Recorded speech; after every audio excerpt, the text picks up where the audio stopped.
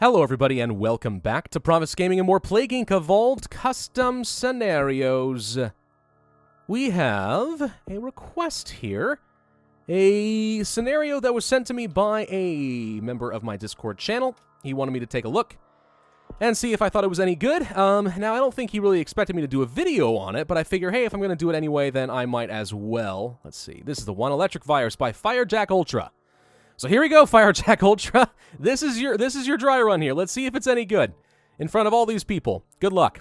With modern-day technology and globalization has allowed pathogens to spread across the world, but a little virus sitting on a telephone pole inside a transformer was struck with lightning.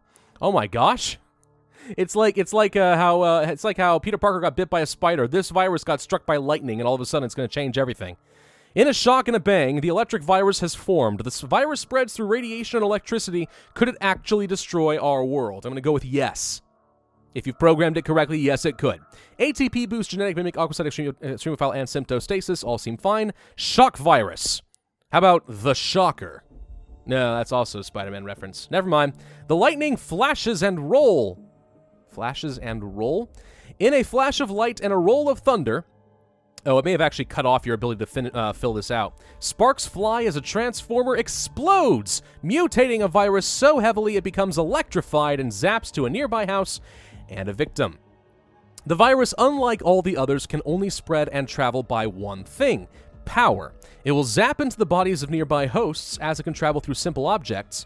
So it zaps through them, but does it actually... Okay, so does it, like, affect their bioelectric neural systems? That'd be kind of cool. Once upgraded, it can send cities into an endless power outages.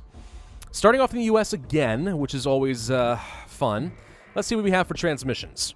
Electrical surges. Virus can only travel through electricity through massive surges of power. It could cause power outages. Okay. So is the goal here to destroy the infrastructure of the world, or is it actually to kill everybody individually like a virus? And if that's the case, it really has to latch onto their bioelectric systems in order for that to work. But we're going to find out. We'll find out as we go. Smaller surges. The virus is able to travel through wires by smaller surges of energy, reduces severity, and increases infectivity. Reducing severity? Okay, I guess we'll go for it. It starts off fairly noticeable, which is impressive. Quiet zap. The virus will jump from appliances into hosts quieter, so that people won't notice the loud bang, but they might notice the burn mark on them. Well, gee, I would certainly hope they do. This actually does reduce severity, so we'll pick that up as well. Wired for movement. The virus is Apple to itself. The virus is Apple. To travel by itself through all kinds of wires, which heavily lowers the possibility of power outages, increases infectivity, and lowers severity as well. So really, to start off, you want to go with reducing your severity a ton. That's interesting. Chain zapping. With a flash faster than a blink of an eye, the virus can chain between many people with a single zap. I am Electric Man. Static electricity is your bane. I guess. I don't know. Smaller household appliances. The virus is able to infect simple, smaller household appliances such as toasters and coffee makers, making them go haywire. Good grief. I'm having a hard time wrapping my head around this a little bit. It's a virus, so it can get into people's bodies and start doing harm, presumably. We'll see once we get to symptoms. But it almost acts as if it's some sort of a computer bug, like a Trojan virus created by a terrorist cell to destroy our household appliances and power structure. Sort of, I guess. I don't know. One thing I will say up front, though, is I noticed there's very little infectivity and severity being done here. Now, granted, since we were able to pick up 2 of these pretty quickly, it's obviously fairly cheap. That's fine. Just be aware that I don't want you to be too timid about creating more stats. That's so little infectivity that it's almost not worth it. You're going to have to make up for it in other places. Symptoms. We have burn marks. When the virus jumps or zaps to a person, it leaves a small burn mark where the virus entered the body. Very small, hopefully, because otherwise... Geez, we're going to be covered in all sorts of second or third degree burn marks. It's going to be fun. AC current. The virus is able to travel through alternating currents in any direction it wants. Or rather, it's going one way and then the other way, very rapidly at a high frequency, because that's alternating currents. Power outages. As the virus moves through household appliances, it has a chance of causing a power outage, which, when in a laboratory, it could delete a lot of data. So presumably it helps slow down the cure. Okay, so popping the power breakers and stuff sounds menacing, absolutely. Electrical aura. The virus starts to literally pulse in electric shocks, giving it an aura that increases the chance of power outages.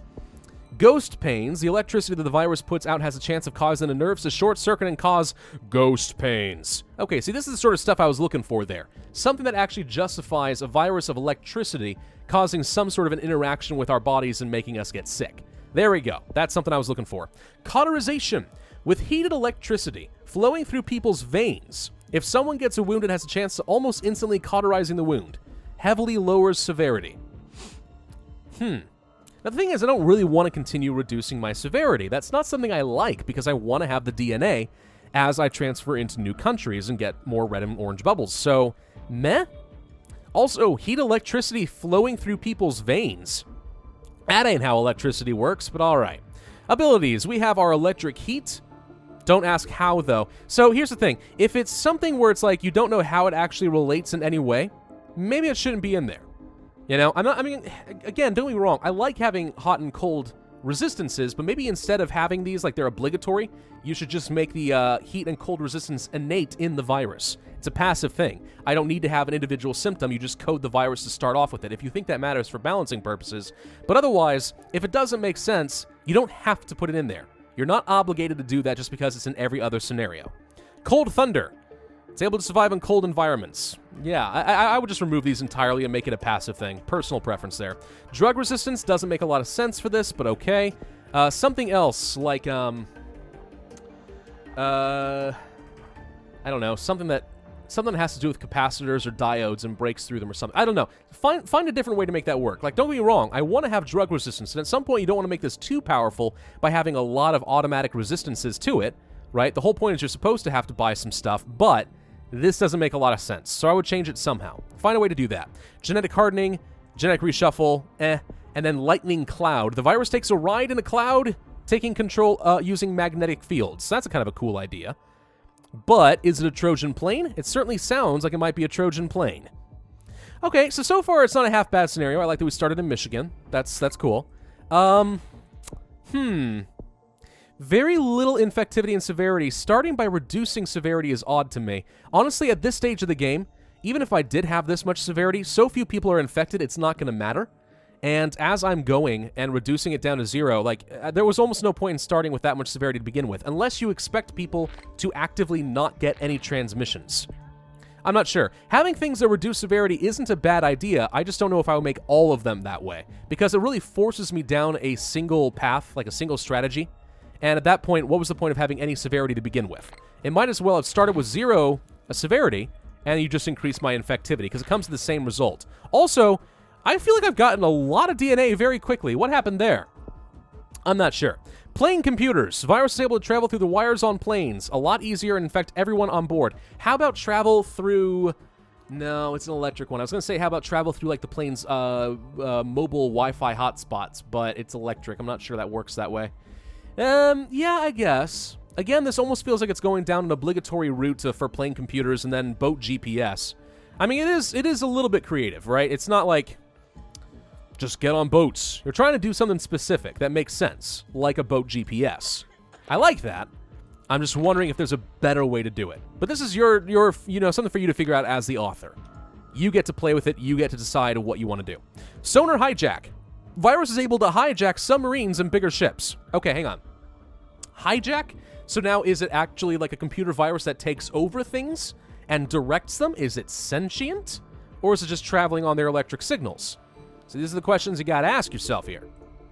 I actually should be going for some drug resistance, I'm realizing, because otherwise we're gonna have a really hard time. Actually, you know what? We're spreading rather rapidly in the United States, even without drug resistance. I'm kind of surprised by that, but let's go ahead and grab it anyway. Well, that makes things a heck of a lot easier. Holy crap. Okay, so it seems like we're deceptively more infected than I thought. And that's good, because I was complaining earlier about not having enough stat changes from these. But if you've kind of made it so we're naturally more infected, it balances out, it just is confusing to the player. So I'd be a little bit careful about that. Household appliances, then medium household appliances, such as fans, lights, electric clocks, and so on. It learns about them. It's almost like it does have a sentience to it. Complex, small household items. So still small, just more complicated. Phones, laptops, speakers, smartphones perhaps. Everyone's got a smartphone. I don't know. I'm trying to think how this all ties together towards some nefarious plot to destroy the world. Okay, we have a virus that has mutated and can travel on electric currents. Cool. All right. It rides the electrons, I guess. Bit of a suspension of disbelief, but it's Plague Inc. That's fine. How does this all tie together and actually accomplish something? I guess we need to go back to the symptoms to find out. Paralysis. Ah, here's something I like. Okay. Destroys the motor neurons to cause paralysis. See, that makes sense. I like that. That's a good idea. That is a practical usage of a virus that rides electrical currents, causing damage to people. I'm just trying to think through how better to describe an electric virus getting from the electric item and into our bodies. Because so far you're just sort of assuming that in an electric field it just shoots out randomly in a direction, goes through our bodies, and then mutates or leaves behind a trace as it pierces our bodies or something, I guess? That could work.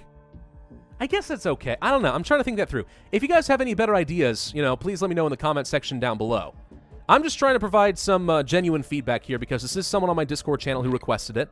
And I figure, okay, I want this to be a good scenario, and so far I'm not I'm not hating the idea.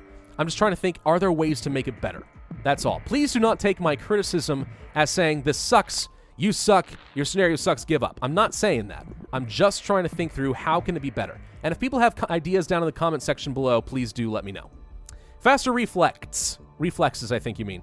Infected hosts get faster reflexes due to stronger surges of energy.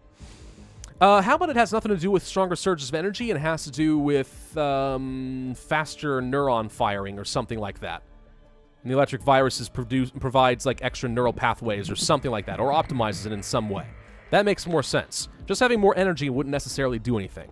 Okay, we could go for the power outages. Not sure if that matters at the moment. Let's go for the plane hijack level 2. So now we're not just traveling on planes, we're hijacking them, we're using their computers and learning how to travel through the electricity between planes at airports. Now that makes sense. So if the virus gets on a plane and then they have to charge it at the airport, it gets back into the power grid. Okay, I can get behind that.